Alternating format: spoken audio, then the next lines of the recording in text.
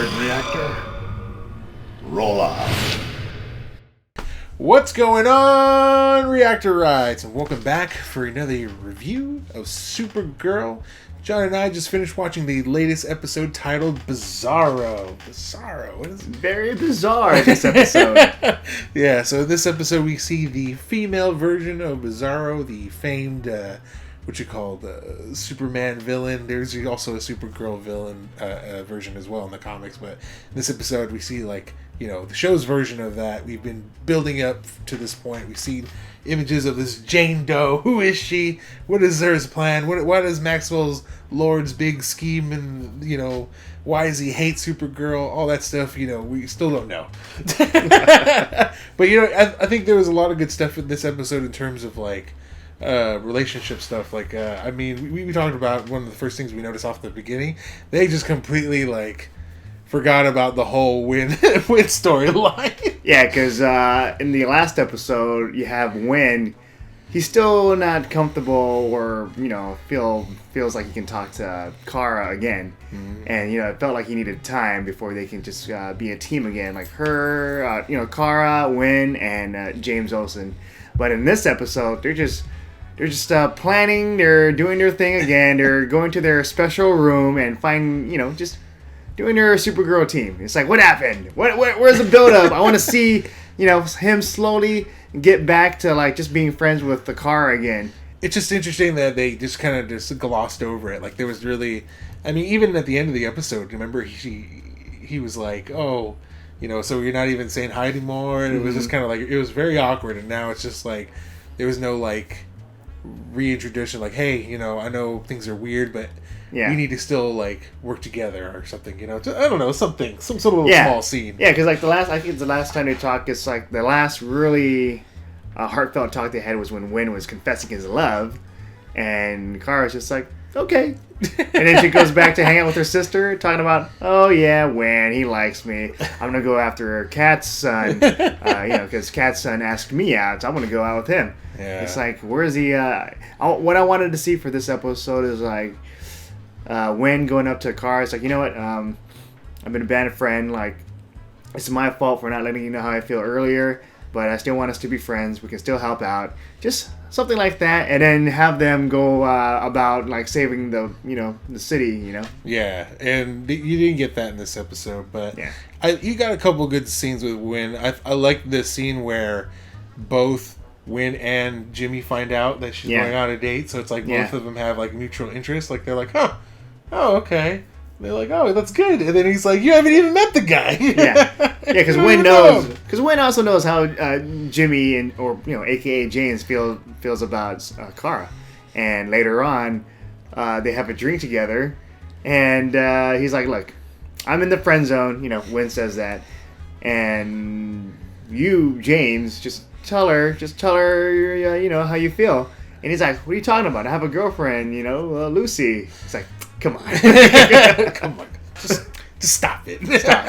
Stop kidding yourself, But that was a really good scene. And, even for Win, I thought it was a good point for him. Because now it seems like he's willing to let go. Yeah. He's willing, at least, they have that scene. And then, James walks away.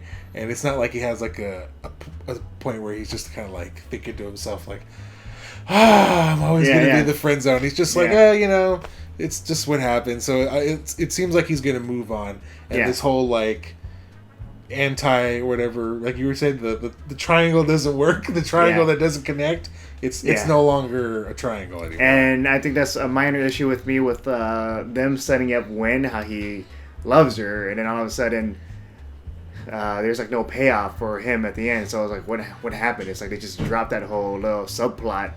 So it's was it even necessary to have him fall in love with her in the first place? Maybe they could have done the show without that, because I think it's unnecessary tension, unnecessary drama from this point. But it wasn't it's not a big... a big issue with the show? Yeah, it wasn't a really big issue, but it was just a minor annoyance. Yeah, and I told John while we were watching it, I was this is probably it's not horrible. It's not my least favorite episode so far. Just with the Bizarro stuff, like the fighting when they do, flying fighting with the wires. I'll admit it looks cheesy. Like let's say when they punch each other and then they're spinning her around, or there's a part where Bizzaro is trying to go after Supergirl and she's just holding her like that. It's like, just looks funny. TV's not ready yet. I mean, you've seen a couple of good stuff with Supergirl, but I think Supergirl versus Supergirl, like it's just harder to do. But then they're pretty good with the Kryptonians, didn't they? Well, I think it was because of humans versus Kryptonians, so it was more them just beating the crap out of everybody. Yeah. So no, there's a good one with Kara. I think she was fighting her aunt, right? They're like hitting each other on the ground, and then like it felt like there was impact. Here there was a scene where they're fighting, and then she flips.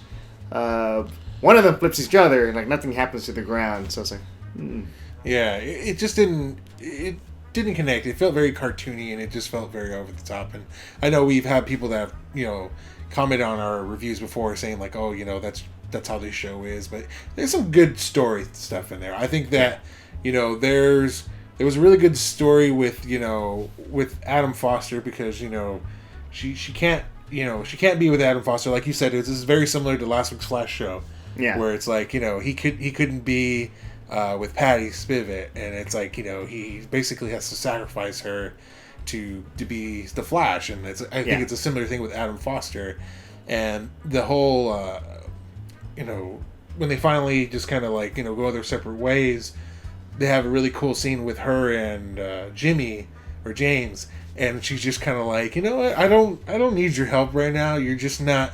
You friend zoned me enough already. Like, just leave me alone. Like, so she's being like the win, and it's like, get out of here. And then next episode they'll be okay. Yeah, like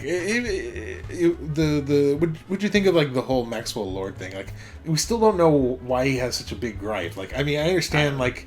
I think he just wants to he doesn't like aliens. He wants humanity to be able to take care of themselves. But that's what I think about Maxwell.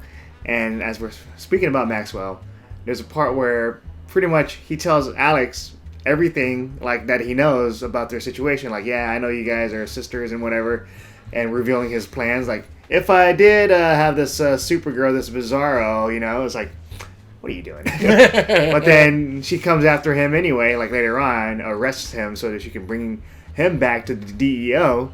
And once he's there, there's like the main command center. She takes the bag off of his head, so now he sees everything. It's like, what are you doing, Alex? Wait until he's in his prison, then you take it out, Yeah, like you should forget like this guy's like he's like a super scientist, right? Like he was able to clone Supergirl from like whatever, some specks of her DNA, and like change this one girl into Supergirl. So I think he can get out of that jail and cell. And he also knows who they are. Yeah. So he's able to do this with the DNA, like Supergirl's DNA, finds out their information, their secret lives, and you're gonna just so Maxwell can see everything and take notes in his mind, like, okay, this is where that guy's at, or maybe that guy over there is playing Tetris or whatever. So, Alex, what are you doing? That's why, what is it, Martian Manhunter, he was there, he was like pissed off, like, what are you doing, We're kidnapping, we're putting a billionaire, we're arresting him, people's gonna go look for him, so you are messing up. What'd you think of Bizarro? Like, what'd you think of the way they portrayed her? For her, I thought it was alright. It's, it's a Bizarro. Like, I know, like, there was scenes where it showed, it was obviously, Melissa Benoist, playing off against herself, because, it was just her, but then... Earlier on, but then once, Bizarro, gets shot by the kryptonite, she became really Bizarro with the white face, and then the cracks on the face, so that's how, she becomes that. Yeah, but that's when I was like, the voice that they did with her, it was just kind of weird, and I just didn't. I just thought it was a funny moment when they shoot her down, Bizarro down, and she becomes like the full Bizarro version, and she shouts out to Kara, "I hate you!" And that just reminds me of Star Wars with the Anakin Skywalker saying that to Obi-Wan. But yeah.